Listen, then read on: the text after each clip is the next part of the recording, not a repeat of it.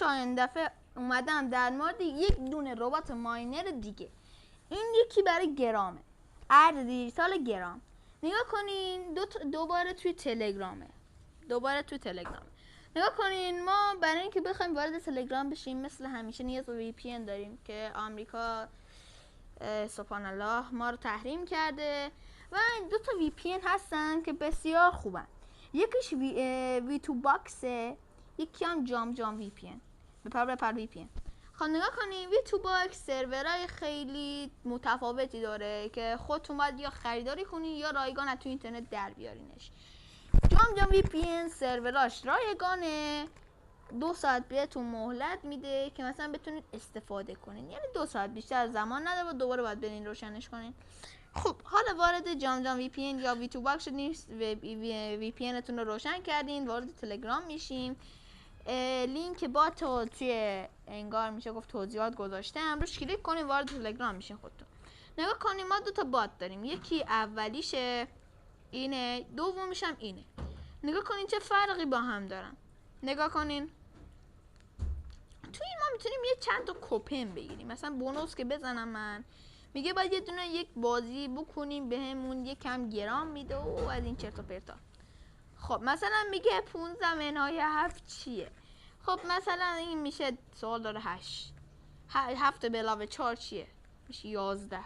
19 منهای 10 چیه؟ 9. همین آسونی. الان این سوال سخت بود دیدین اینم گرفتیم. نه رو اوکی بزنیم. اینجا نگاه کنین من چقدر دارم. حالا رینگ بزنیم نشون میده چقدر داریم.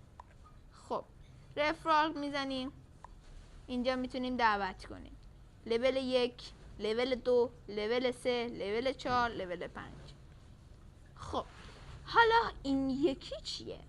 این یکی معرفی میکنم، رباتیه که واردش میشیم. جاسور رو میزنیم که وارد ربات قشنگیمون بشیم. لودینگ اول حالا نشون داده میشه. نگاه کنین یه همچین صفحه باز میشه که بهتون قبلش یک کمک کپی یک چند تا چیز میده بهتون. روی تبلیغ داد. روی استارت HZ پرودکت چند تا از این چیزا میگه.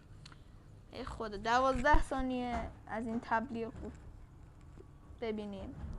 تبلیغ شرط بندی غیر قانونی حرامه. خب روی دفتر بزنیم. خب من روش کلیک میکنم میزنم، مسکی از اینا ندارم باید برم چی انجام بدم برای برداشتم که این دکمه. حالا ما میایم روی مهر میزنیم، تسکامون رو میبینیم.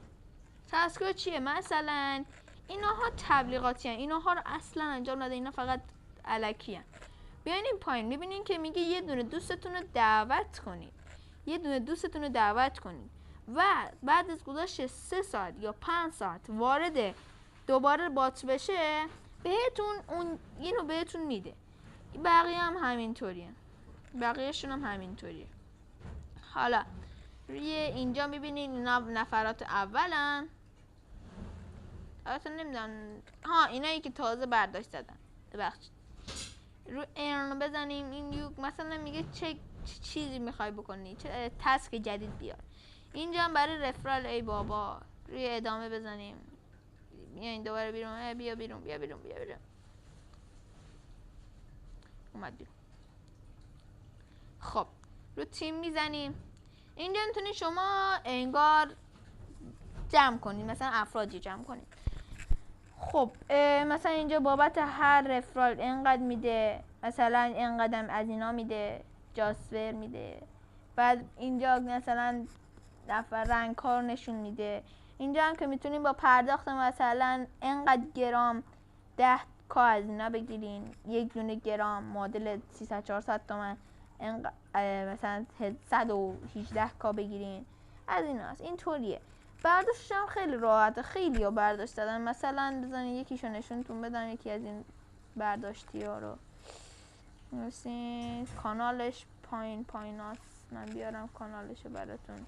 اینا هاشش مثلا نگاه کنین چه افرادی برداشت دادن. میبینی همه اینا مثلا اینجا نکنین. مثلا اینجا میگه چقدر این مثلا این کار بر برداشت زده. اینجا هم این عکسشو باز کنم میبینین مثلا چقدر تون میشه.